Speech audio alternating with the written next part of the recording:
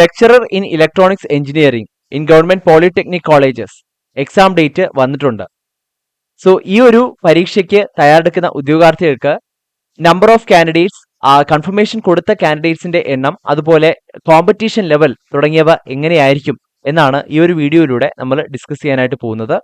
So നമുക്ക് നേരെ വീഡിയോയിലേക്ക് കടക്കാം. എക്സാമിന്റെ ഡീറ്റെയിൽസിലേക്ക് ആദ്യം വരാം. കാറ്റഗറി നമ്പർ നമുക്ക് അറിയാവുന്ന പോലെ 720/2024 ആണ്. എക്സാം ഡേറ്റ് 29/8/2025 ആണ്. 2025 ഓഗസ്റ്റ് 29-നാണ് പരീക്ഷ നടക്കുക. ആപ്ലിക്കൻസിന്റെ എണ്ണം നോക്കുകയാണെങ്കിൽ 12,055 ആപ്ലിക്കൻസ് ആണ്.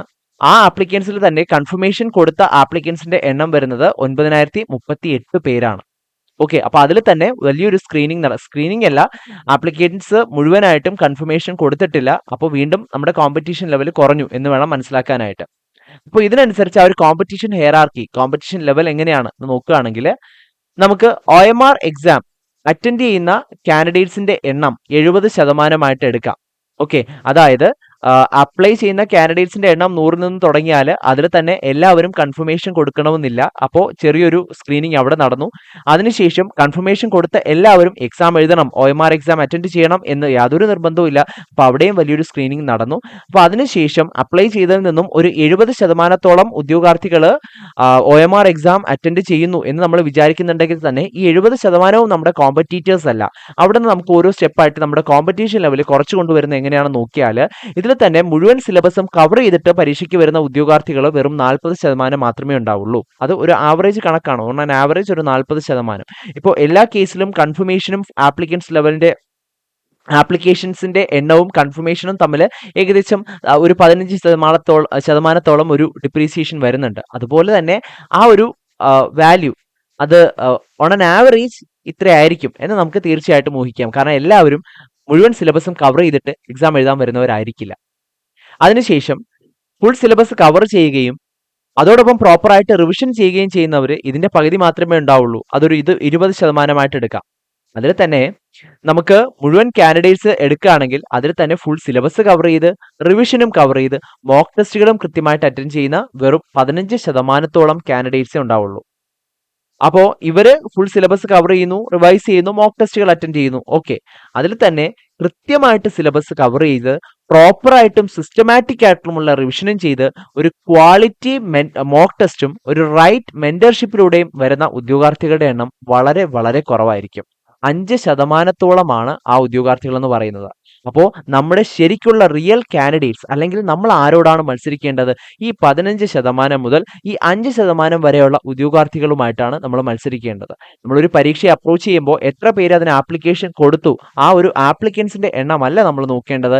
നമ്മൾ ശരിക്കും കോമ്പീറ്റ് ചെയ്യുന്നത് ഈ കൃത്യമായിട്ടുള്ള സ്ട്രാറ്റജിയിലൂടെ വന്ന ഉദ്യോഗാർത്ഥികളോട്ടായിരിക്കും. ഓക്കെ, അപ്പോൾ ഇതിൽ നിന്നും നമുക്ക്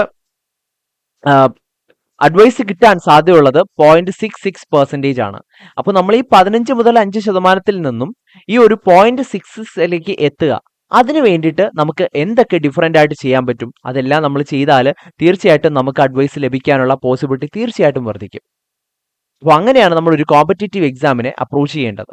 അപ്പോൾ നമുക്ക് how to crack the exam എന്ന് നോക്കുകയാണെങ്കിൽ കൃത്യമായിട്ട് നമ്മൾ സിലബസ് കവർ ചെയ്യുക, സ്മാർട്ട് നോട്ട്സ് പ്രിപ്പയർ ചെയ്യുക, പീരിയോഡിക് ആയിട്ടുള്ള റിവിഷൻസും അതുപോലെ ടോപ്പിക് വൈസ് എക്സാമുകളും ഫീഡ്ബാക്കോട് കൂടിയ ടോപ്പിക് വൈസ് എക്സാമുകളും നോക്കുക. അപ്പോഴാണ് നമുക്ക് നമ്മുടെ പ്രോഗ്രസ് ട്രാക്ക് ചെയ്യാൻ കഴിയുള്ളൂ.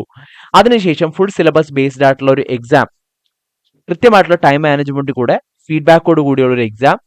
ഓക്കെ, എന്നിട്ട് അതിനുശേഷമാണ് നമ്മുടെ പ്രിപ്പറേഷൻ ഗ്യാപ്സ് ഒക്കെ നമുക്ക് കൃത്യമായിട്ട് മനസ്സിലാവുന്നത്. അതൊക്കെ മനസ്സിലാക്കി അത് കറക്റ്റ് ചെയ്യുക. കൃത്യമായിട്ട് മോട്ടിവേറ്റഡ് ആയിട്ടിരിക്കുക, എപ്പോഴും നമ്മൾ ഫ്യൂലപ്പ് ചെയ്തുകൊണ്ടിരിക്കുക, നമ്മൾ സെൽഫ് മോട്ടിവേറ്റഡ് ആയിരിക്കണം. നല്ലൊരു മെന്റർഷിപ്പിന്റെ സപ്പോർട്ട് ഉണ്ടെങ്കിൽ നമുക്ക് കൃത്യമായിട്ട് എപ്പോഴും മോട്ടിവേറ്റഡ് ആയിട്ട് നമുക്ക് ഈ ഒരു എക്സാം എൻ്റെ പ്രിപ്പറേഷനിൽ നമുക്ക് ആ ഒരു കൺസിസ്റ്റൻസി മെയിൻറ്റെയിൻ ചെയ്യാനായിട്ട് പറ്റും. മാത്രമല്ല സ്മാർട്ട് ഔട്ട് കംപ്ലീഷനും അതുപോലെ ക്വിക്ക് റിവിഷനും വളരെ ഇമ്പോർട്ടൻ്റ് ആയിട്ടുള്ള സ്റ്റെപ്സ് തന്നെയാണ്. ഈ ഒരു പരീക്ഷയ്ക്ക് തയ്യാറെടുക്കുന്ന ഉദ്യോഗാർത്ഥികൾക്കായി മുഴുവൻ സിലബസും കവർ ചെയ്യുന്ന രീതിയിൽ, മുഴുവൻ സിലബസും മോക്ക് ടെസ്റ്റുകളും എല്ലാം കവർ ചെയ്യുന്ന രീതിയിൽ ഒരു exclusive online crash course batch PSC ആരംഭിച്ചിരിക്കുകയാണ്. Polytechnic lecture electronics